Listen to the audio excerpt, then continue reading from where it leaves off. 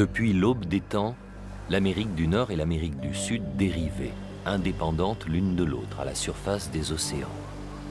Il y a 4 ou 5 millions d'années, le lent mais inexorable mouvement des plaques provoque des soulèvements.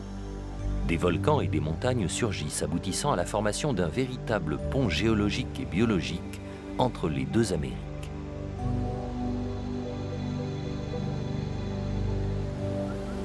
La faune et la flore des deux sous-continents se mêlent alors et s'épanouissent. Plus tard, les peuples venus d'Asie empruntent à leur tour ce couloir naturel. Certains s'y installent, d'autres poursuivent leur lente migration vers le sud, finissant par peupler tout le continent sud-américain jusqu'aux confins de la Terre de Feu.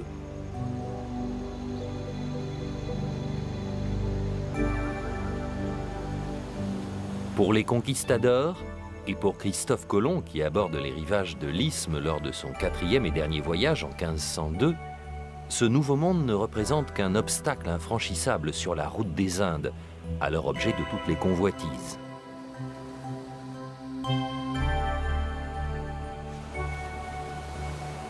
Núñez de Balboa, un aventurier, entend les Indiens évoquer une mystérieuse étendue d'eau située au-delà des montagnes. Se frayant un chemin au travers de l'Isthme, il découvre le 25 septembre 1513 les rivages de l'océan Pacifique. Depuis ce jour, et jusqu'à l'ouverture du canal de Panama en 1914, les hommes ne cesseront de sillonner du nord au sud et d'est en ouest cette fragile bande de terre, véritable carrefour des Amériques.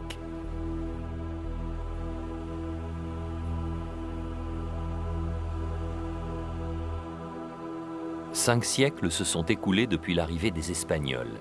Maladies, esclavage, extermination, comme partout en Amérique latine, les Amérindiens ont payé un lourd tribut à la colonisation. Au Costa Rica, ils ont presque totalement disparu. En revanche, ce qui rappelle l'époque précolombienne, c'est la forêt primaire.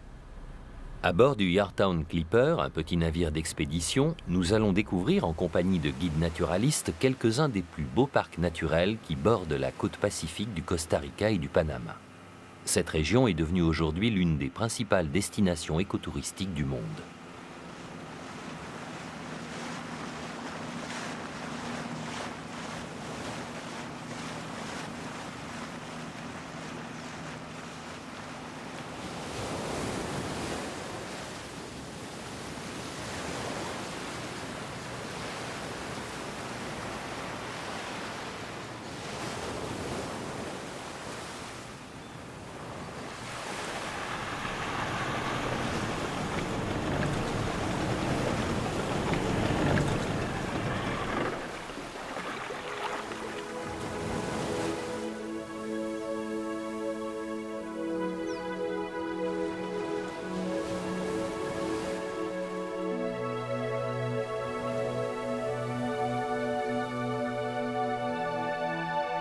À partir de 1970, autant par réalisme économique que par conscience écologique, le gouvernement costaricain décide de tourner le dos à des décennies de déforestation massive liée à l'intensification de l'agriculture et de l'élevage. Un vaste plan de protection de l'environnement est mis en œuvre. Aujourd'hui, une trentaine de réserves et de parcs nationaux regroupent 25% du territoire, un record mondial. Les énormes crocodiles du Rio Tarcoles bénéficient de cette protection. Ils sont, dit-on, plus de 200 par kilomètre dans cette partie du cours d'eau qui traverse la réserve de Caraca.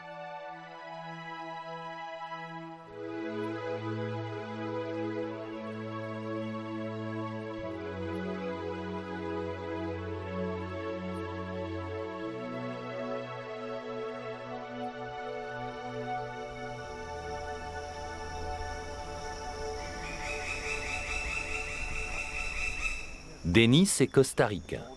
Il travaille comme guide naturaliste à bord du Yorktown Clipper et accompagne un petit groupe de passionnés dans les allées de la réserve naturelle de Kourou.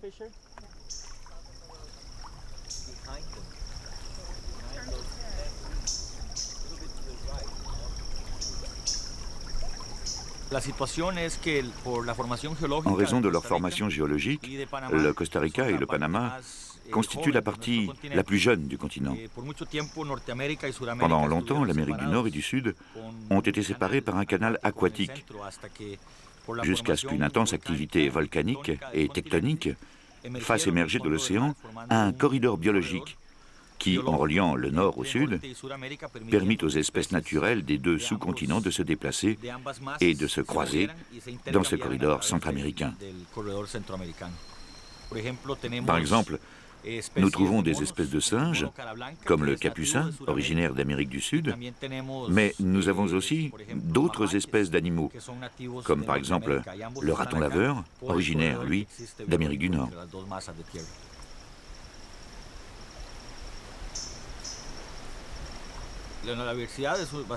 La biodiversité est grande en raison des conditions climatiques et topographiques de la zone. On dénombre ainsi 850 espèces d'oiseaux, 220 de mammifères, environ 9000 espèces de plantes. On estime leur nombre à environ 13 000, mais seulement 9 000 ont été répertoriés.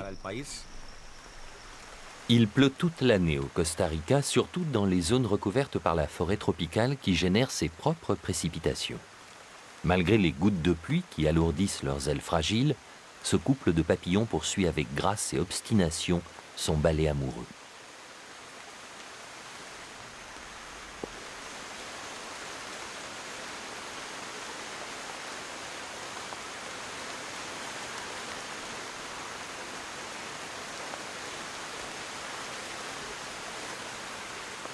Un peu plus loin, indifférent à la pluie qui redouble d'intensité, un paresseux se promène de branche en branche.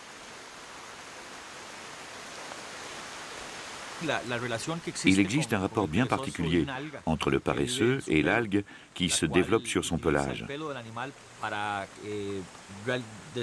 Cette algue profite du pelage pour se développer, mais en même temps, elle procure à l'animal un camouflage qui constitue son arme principale de défense contre les prédateurs. C'est une espèce très lente. Comme il ne peut échapper à ses prédateurs, il parvient ainsi à mieux se dissimuler dans la cime des arbres.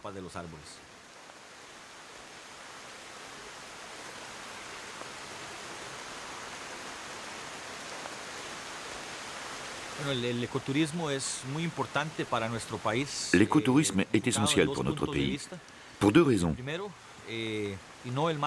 La première, et c'est très important, parce qu'il représente l'une des principales activités économiques de notre pays. Et la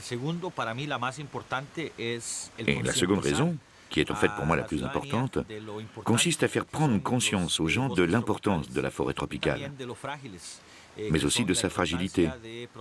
Et donc il est important de la protéger, pas seulement pour les touristes qui visitent le pays, mais aussi pour les générations futures du Costa Rica.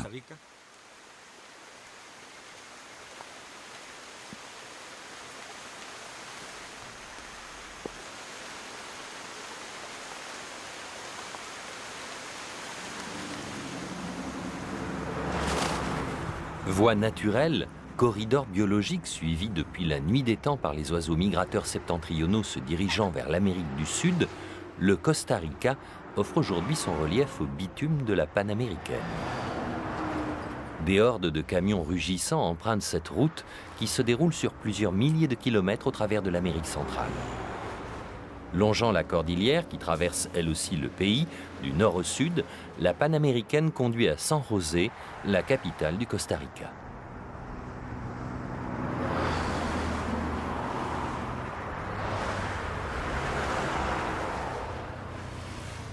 San José n'a pas le prestige et l'élégance des grandes capitales coloniales comme Saint-Domingue, La Havane ou Mexico. Il y règne une atmosphère qui évoque davantage la vieille Europe que les turbulentes métropoles d'Amérique latine. Est-ce pour cette raison que l'on parle du Costa Rica comme de la Suisse d'Amérique centrale, ou bien à cause de la stabilité politique et la relative bonne santé économique qui attire à San José de nombreux Nicaraguayens à la recherche de travail?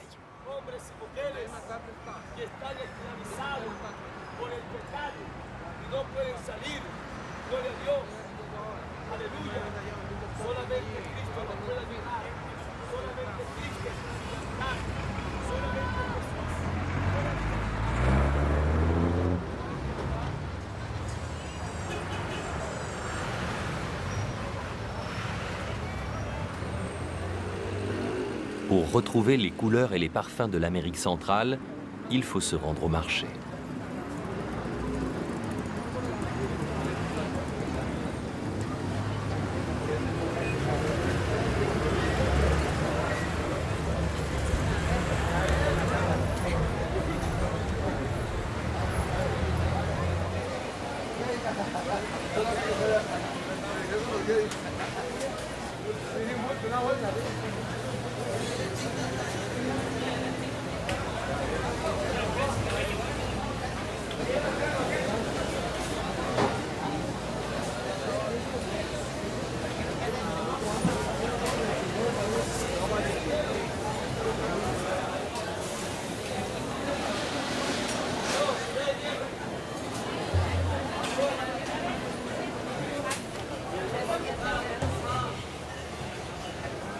Alors qu'au Guatemala, au Panama et en Colombie, les communautés indiennes sont demeurées relativement importantes, au Costa Rica, elles ne représentent que 1% de la population.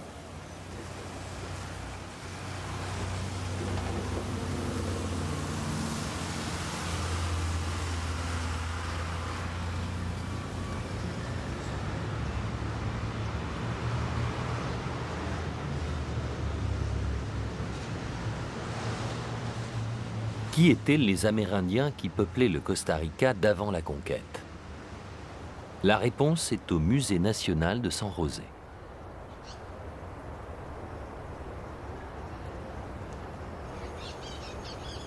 Un groupe d'individus commence à arriver il y a environ 12 000 ans.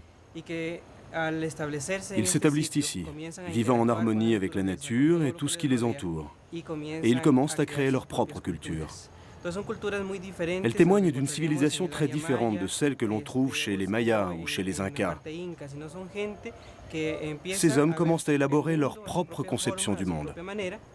On a découvert dans le sud du pays des milliers de sphères de toute taille, parfaitement façonnées par les Indiens. Calendrier astrologique, moyens de communication, on ignore aujourd'hui encore leur véritable signification. Il faut comprendre tout d'abord que ces groupes installés ici ne vivaient pas de façon isolée. Ils échangeaient avec d'autres communautés culturelles différentes vivant sur le continent. Des communautés situées au sud, ils ont vraisemblablement appris le travail de la céramique. Et des peuples du nord vivant en Mésoamérique à travailler la céramique polychrome ou le jade. Cependant, il faut comprendre qu'ils ne se sont pas seulement appropriés la technique. Ils y ont ajouté leur propre vision du monde, développé une culture originale reposant sur des éléments très caractéristiques qui leur sont propres et que l'on ne retrouve nulle part ailleurs.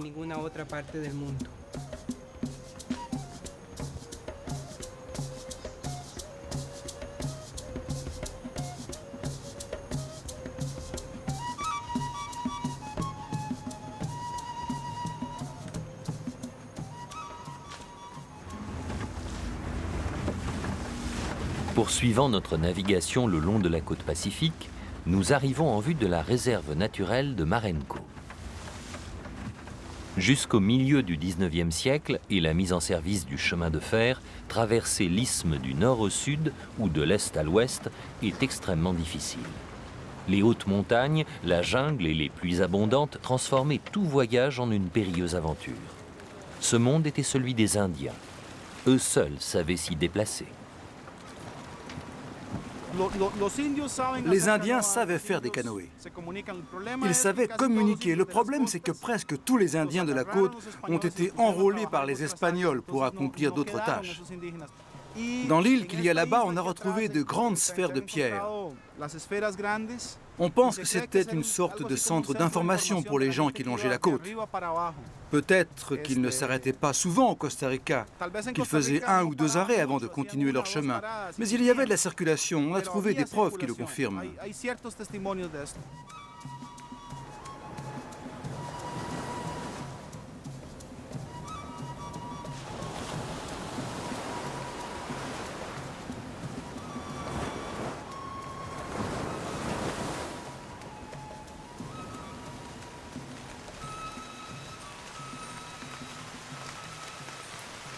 Une nouvelle fois, la pluie s'abat en trombe sur la selva.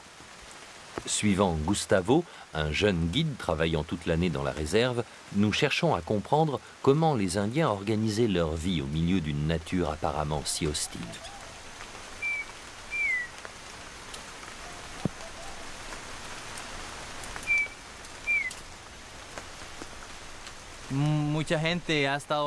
Cette forêt a longtemps été habitée, et bien avant l'arrivée des Espagnols. Les Indiens supportaient toutes les conditions climatiques, et notamment la pluie. Ils construisaient des maisons spécialement adaptées à ce genre d'endroit.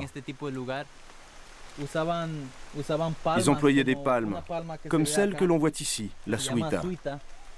La suita sert à couvrir les maisons. Cette plante est complètement imperméable, donc les gens ne risquaient pas d'être mouillés. Quand quelqu'un tombait malade, il trouvait tous les médicaments dans la forêt. Pratiquement chaque plante que l'on trouvait avait une utilisation précise. On extrayait également la fibre pour les vêtements, pour les hamacs, pour absolument tout. On trouvait tout ici. Il y a encore aujourd'hui quelques habitants qui vivent dans cette partie du Costa Rica comme vivaient les Indiens autrefois.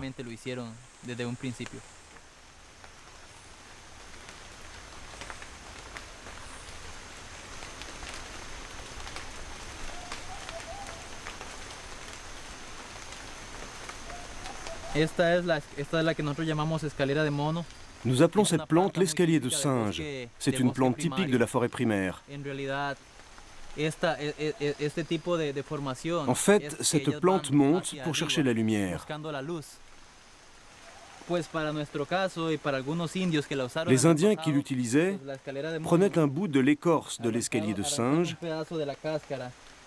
ils le faisaient bouillir dans de l'eau et ils s'en servaient pour soulager la douleur. C'est une sorte d'aspirine naturelle.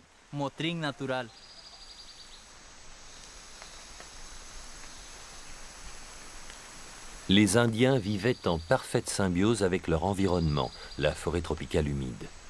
Ils connaissaient le pouvoir caché de nombreuses plantes. Combien en avaient-ils apprivoisé?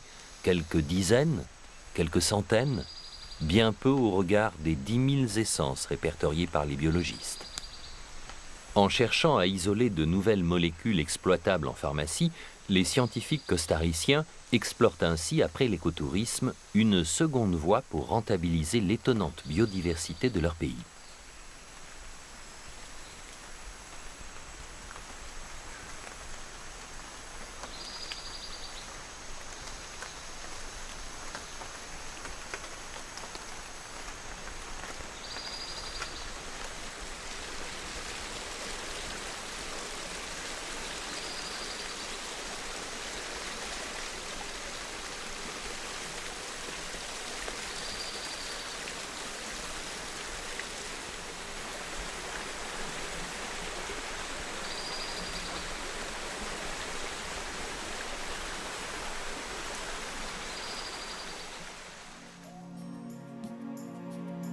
Sur ce tableau du XVIIIe siècle, Christophe Colomb, maître du Nouveau Monde, semble mesurer l'étroitesse de l'isthme de Darien. Pourtant, quand l'amiral meurt en 1506, il ignore que la route des Indes par l'ouest, qu'il a cherchée toute sa vie, s'ouvre à moins de 80 km de ses rivages qu'il vient d'aborder lors de son 4e et ultime voyage.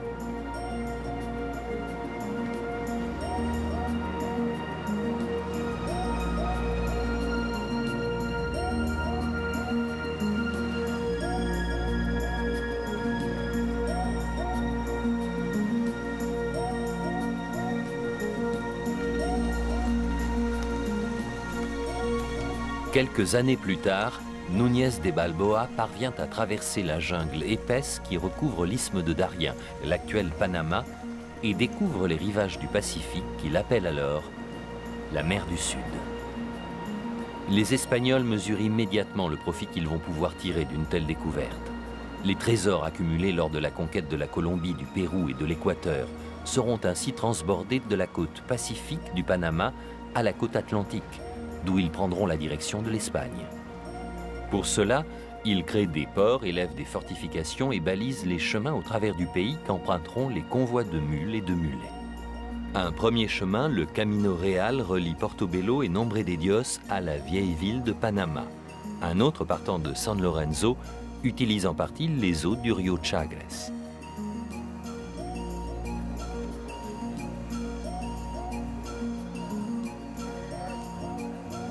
Ramiro habite Portobello. Historien amateur, il se passionne pour l'histoire de la colonisation au Panama.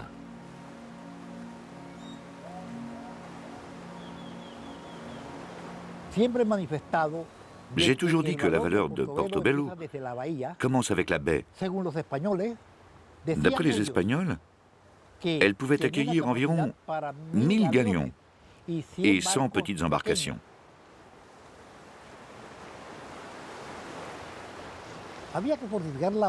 Il fallait fortifier la baie, parce qu'ici transitaient de grandes quantités d'or, d'argent et de pierres précieuses qui venaient de l'Empire Inca. L'ensemble formé de la Bolivie et de l'Équateur constituait le Grand Empire du Sud.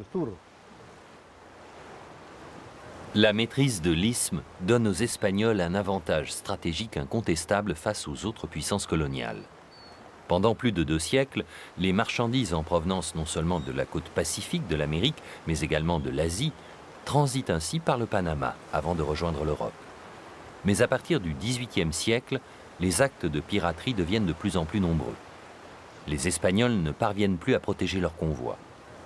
En 1746, ils décident d'abandonner le transit des marchandises par le Camino Real. Dorénavant, les bateaux de commerce empruntent la route du Cap Horn, plus longue, mais plus sûre.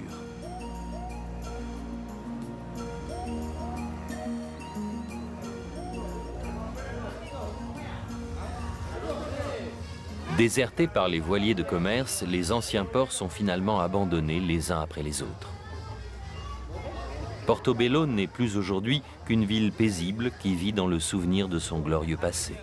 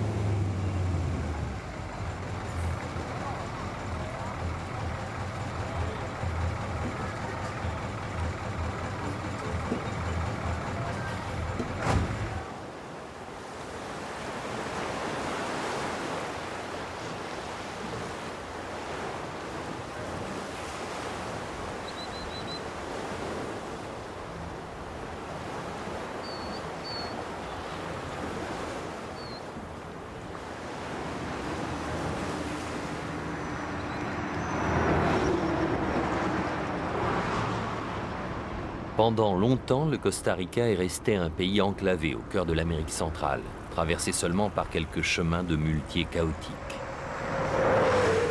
Au milieu du 19e siècle, la ruée vers l'or californien conduit chaque mois au Costa Rica près de 2000 aventuriers venus des villes de la côte est américaine.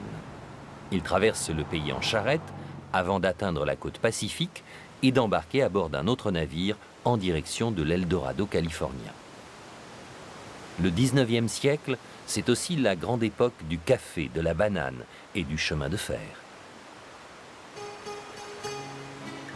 Abandonnées à la fin des années 80 au profit de la route, les voies ferrées qui surgissent ici ou là dans le paysage sont les derniers témoins d'une incroyable aventure.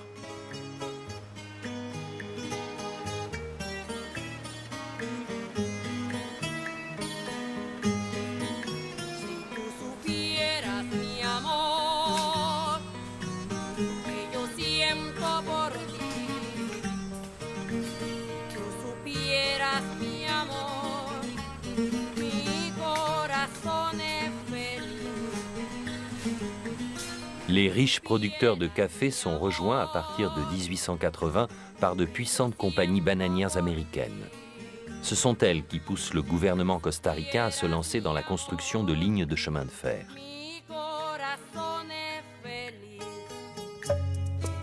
Elles veulent ainsi assurer un acheminement rapide des bananes vers les ports, d'où elles seront exportées vers l'Europe et les États-Unis.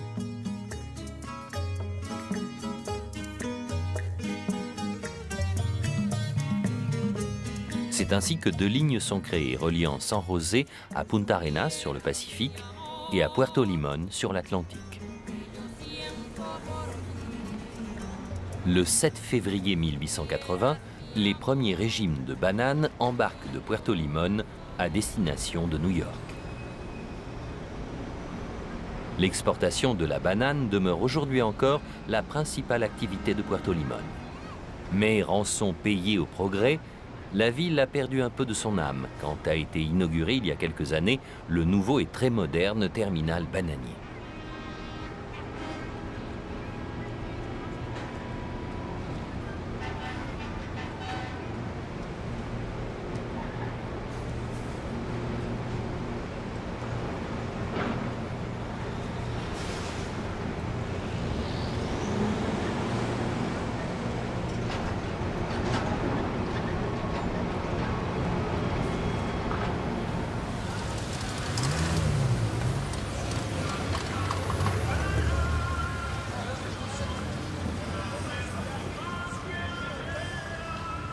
De très nombreux Jamaïcains sont venus au Costa Rica pour construire le chemin de fer à la fin du XIXe siècle. Leurs descendants, établis à Puerto Limón, en ont fait une véritable ville des Caraïbes.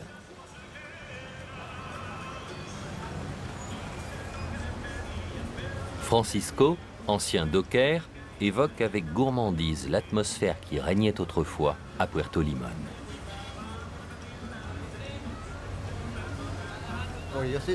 Je suis originaire de Santo Domingo de Heredia. Je suis arrivé ici en 1948. À partir de 1952, j'ai commencé à travailler sur les quais de Puerto Limón. À cette époque, les bananes se chargeaient sous forme de régime. Ce n'étaient pas des caisses ni des containers. On les chargeait sur des chaloupes. La première fois, pour les charger, tout se faisait naturellement. On se passait les régimes à la chaîne, du quai jusqu'au bateau. En fait, c'était une très grande embarcation. En bas, on prenait les régimes et on les rangeait. Mais il y avait des régimes qui étaient très grands, qui se cassaient et qui leur tombaient sur la tête. Certains en sortaient un peu sonnés.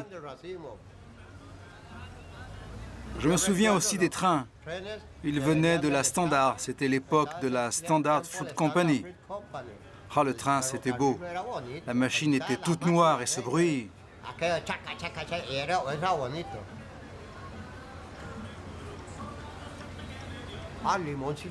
Limón, sans la ville bananière, ce serait un port perdu.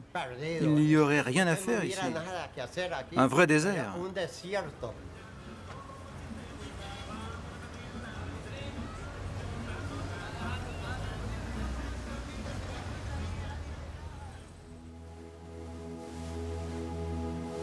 Le Yorktown Clipper poursuit sa route. Quittant le Costa Rica, nous mettons le cap au sud en direction du Panama.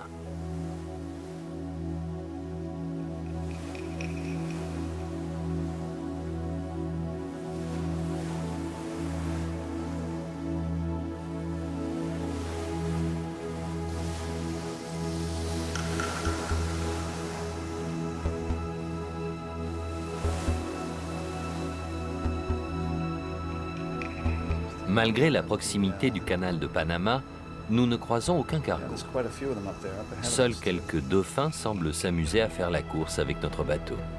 Ladies and gentlemen, good afternoon. We do have some dolphin off the bow and off our port side at this time. For those of you that might be interested, some dolphin are in the area.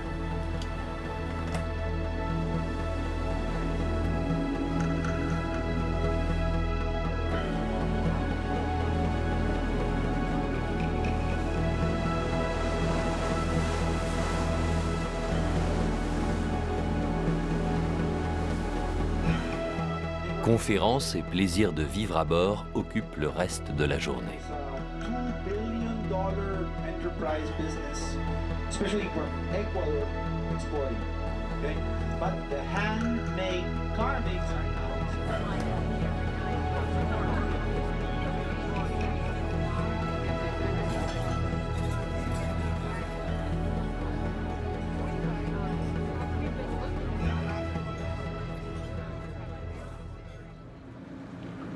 Au matin suivant, le Yorktown Clipper a jeté l'ancre au large de l'isthme de Darien. Nous sommes ici tout proche de la Colombie, dans l'une des régions les plus isolées du Panama.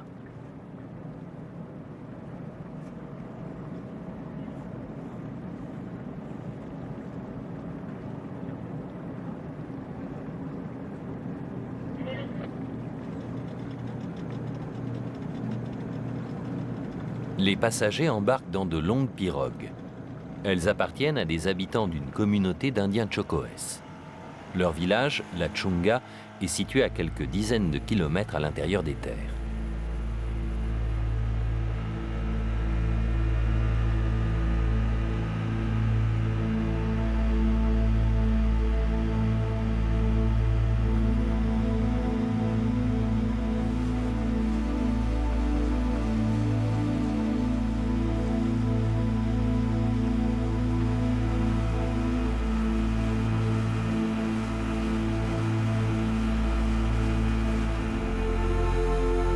Quittant la mer, nous remontons le rio Sambu, au bord duquel se trouve le village.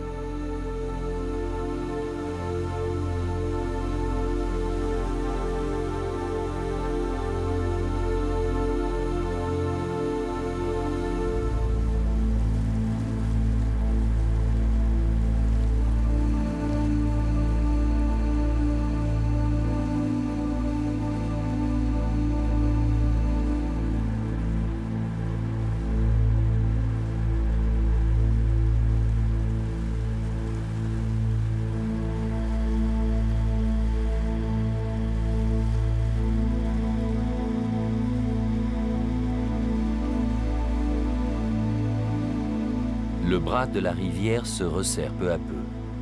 Nous pénétrons dans une zone de mangroves.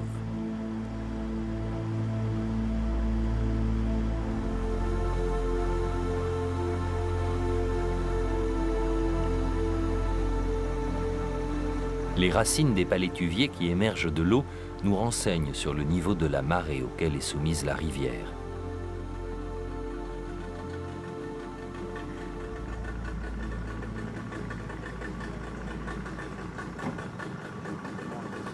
Nous sommes accueillis par Ricardo, qui est le chef de cette communauté Chocoès.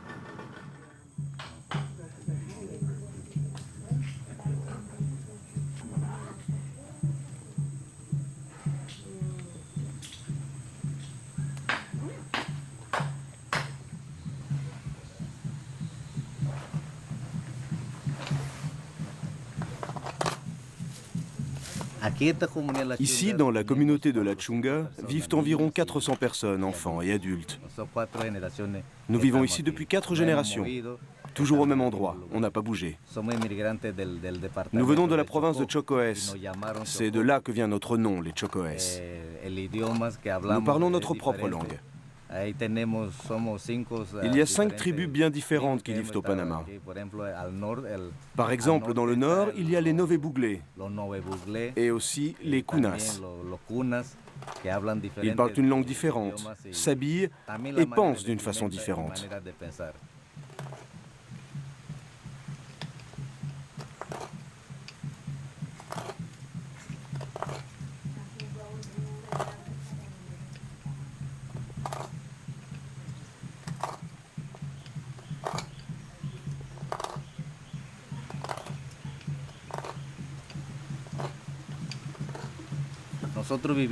Nous habitons au milieu de la jungle. Mais aujourd'hui, nous ressentons jusqu'ici les changements du monde. L'éducation est arrivée jusqu'à nous. Donc je crois que lorsque des Européens ou des Américains viennent ici, nous avons besoin d'apprendre d'eux, autant qu'eux ont besoin d'apprendre de nous.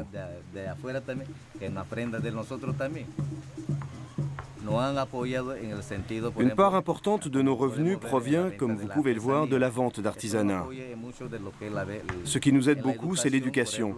Elle nous permet de mieux soutenir les familles.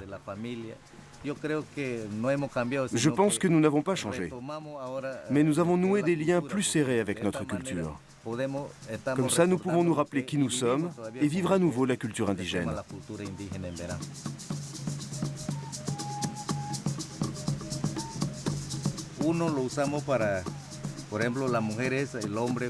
Nous utilisons le tatouage. les hommes comme les femmes, quand on est au soleil. C'est une sorte de lotion qui protège notre peau. On l'utilise également pour les fêtes et pour les occasions religieuses.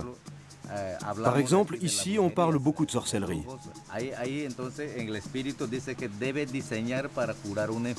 L'esprit dit qu'il faut faire des dessins particuliers pour soigner un malade. C'est donc pour cela que nous faisons des tatouages.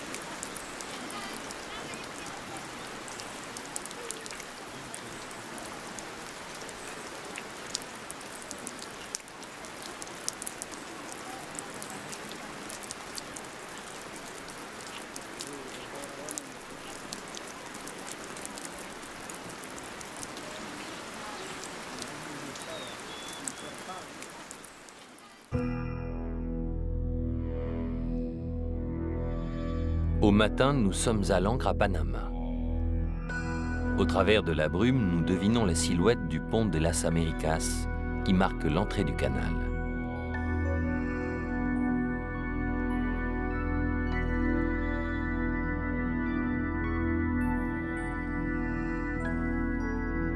Un peu plus au large, des dizaines de cargos attendent l'autorisation de se diriger vers la première écluse.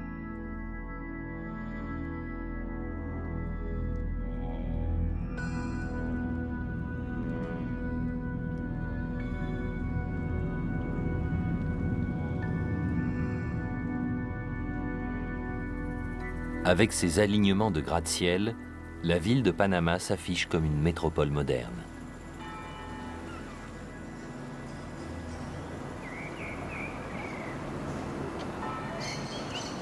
La vieille ville, celle où aboutissait le Camino Real venant de l'Atlantique, n'existe plus, détruite en 1671 par un raid du pirate Henry Morgan. Une nouvelle cité a bien vu le jour à quelques kilomètres de l'ancienne, mais plusieurs incendies l'ont en partie ravagée au cours du XVIIIe siècle.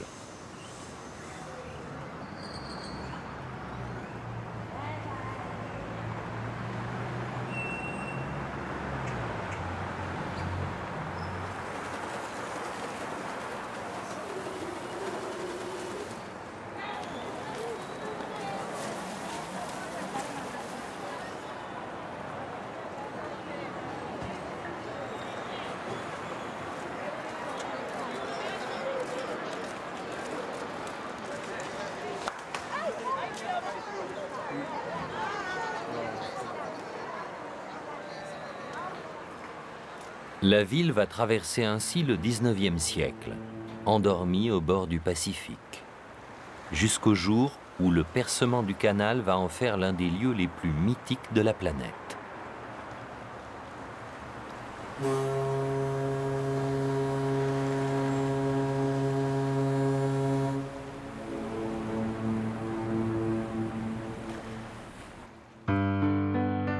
Depuis l'époque de Charles Quint, les hommes rêvent de traverser l'isthme par voie maritime. Ferdinand de Lesseps obtient la concession du gouvernement colombien, crée la Compagnie universelle et se lance dans l'aventure en 1880. Le prestige de Ferdinand de Lesseps est alors immense. Pour tout le monde, il est l'homme qui a creusé quelques années auparavant le canal de Suez. Mais rapidement, les difficultés surgissent.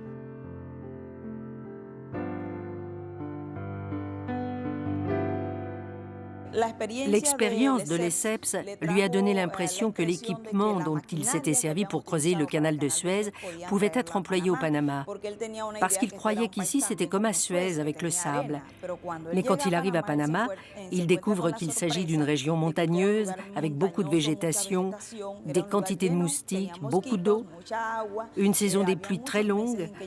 C'était tellement différent que ça a changé son projet. Les machines qu'il avait apportées étaient trop lourdes et mal adaptées au pays. Ça a été l'une des principales difficultés qu'il a rencontrées au Panama. Les travaux tournent vite à la catastrophe en raison de l'inadaptation des moyens techniques, mais aussi des ravages causés par la malaria, dont on ignore à l'époque qu'elle se transmet par la piqûre de certains moustiques. Le bilan humain est terrifiant. 20 000 morts, dont beaucoup d'Européens, mais aussi d'Africains et d'Antillais. On évoque le chiffre de 5 000 morts de la malaria dans la seule ville de Colonne. Lesseps ne peut faire face aux dépenses. La compagnie universelle fait faillite. La parenthèse française se referme sur un drame. Les Américains, sous l'impulsion de leur président Theodore Roosevelt, entrent alors en scène. Theodore Roosevelt a compris qu'il avait besoin d'un endroit pour assurer la protection de son pays en temps de guerre. Il a été visionnaire à cet égard et a donc donné beaucoup d'élan au canal. Pendant toute la période de négociation, le gouvernement des États-Unis voulait vraiment le canal et le président soutenait le projet. Ils l'ont repris après la faillite de la compagnie française. Ils l'ont acheté à un bon prix avec tous les équipements et ils ont réussi à développer le projet.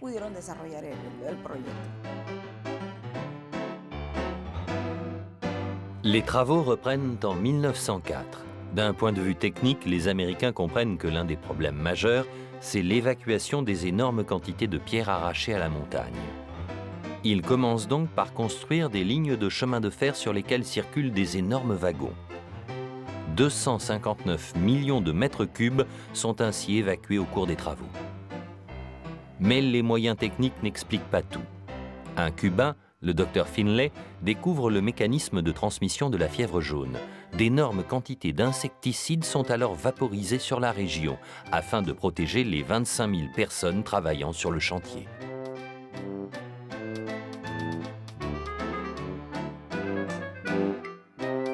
En 1914, 10 ans après la reprise des travaux, les premiers navires empruntent le canal.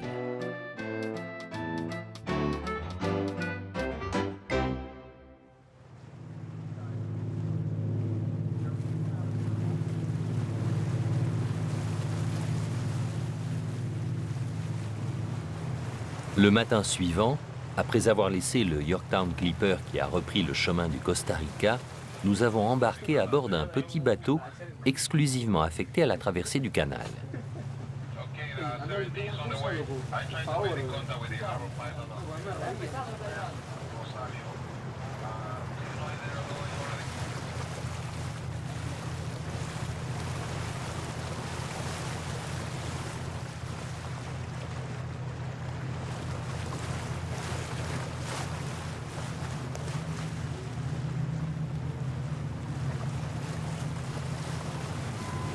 Lentement, nous approchons de la première écluse, Miraflores.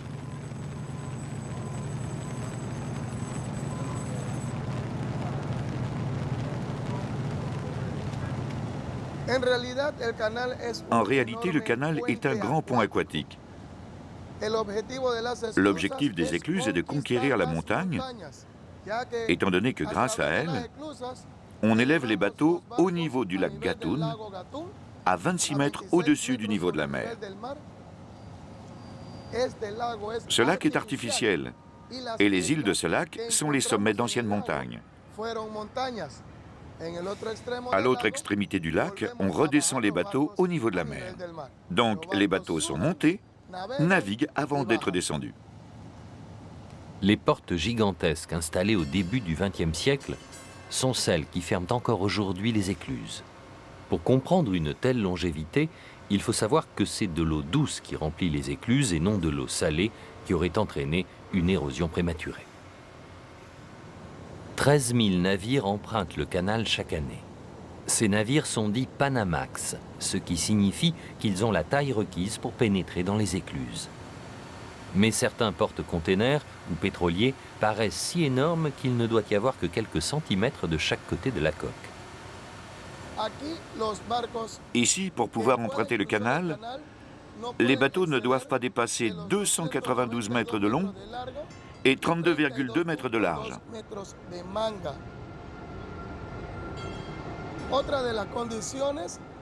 Une autre condition pour pouvoir emprunter le canal, c'est que l'un des pilotes du canal assure le contrôle et les commandes du navire. En fait, il ne prend pas la barre. Il donne des instructions au capitaine qui doit les suivre au pied de la lettre. Les conducteurs des locomotives élévatrices, qu'on appelle familièrement les mules du canal, reçoivent directement les instructions du pilote.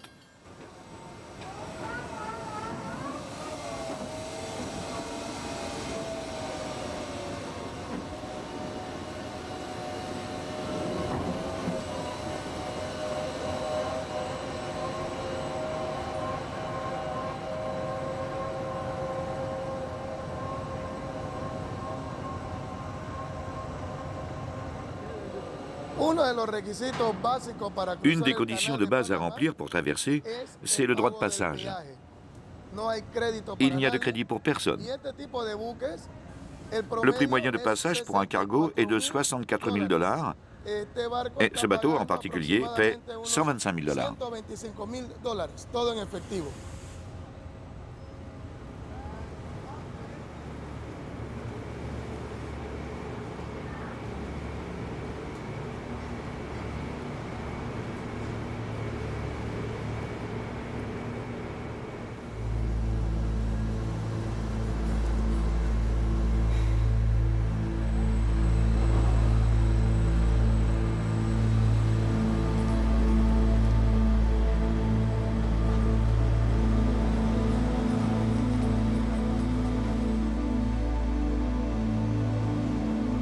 Si autant de navires empruntent le canal de Panama, c'est qu'en dépit du droit de passage très élevé, l'économie sur le chemin parcouru se chiffre en milliers de kilomètres.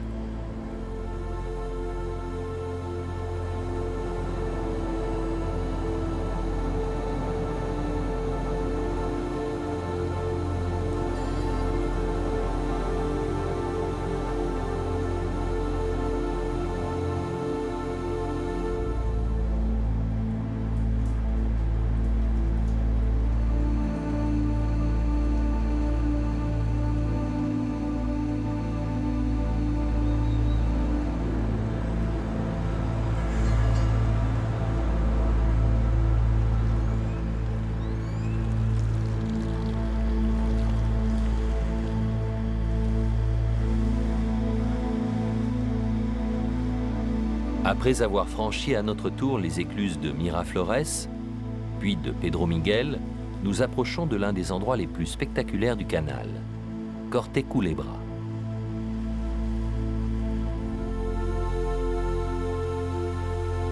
Depuis les hauteurs environnantes, on a véritablement l'impression que les navires pénètrent dans une sorte de tranchée gigantesque creusée au cœur de la montagne et de la végétation.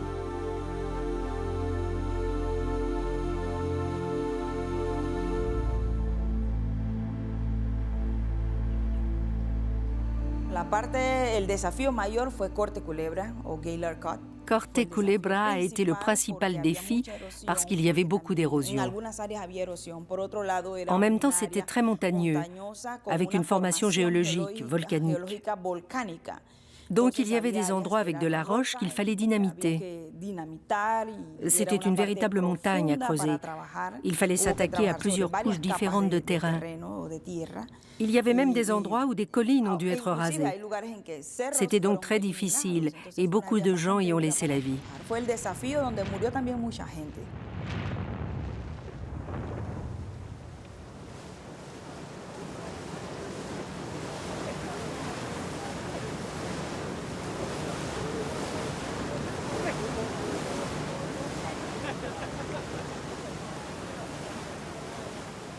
Le lac Gatun est l'un des plus grands lacs artificiels du monde. Il est alimenté en permanence par les eaux des rivières qui convergent de tout le pays vers une immense retenue.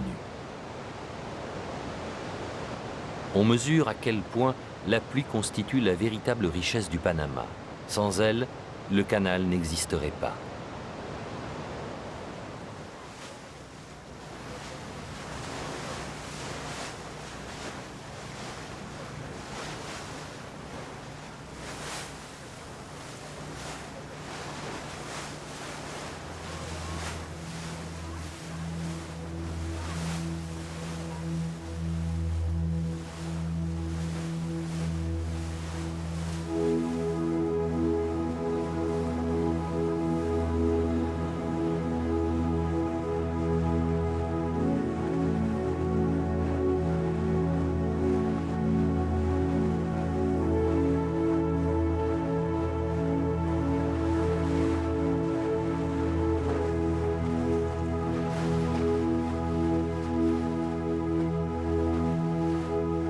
Après avoir traversé le lac, nous arrivons devant les 3 écluses de Gatun.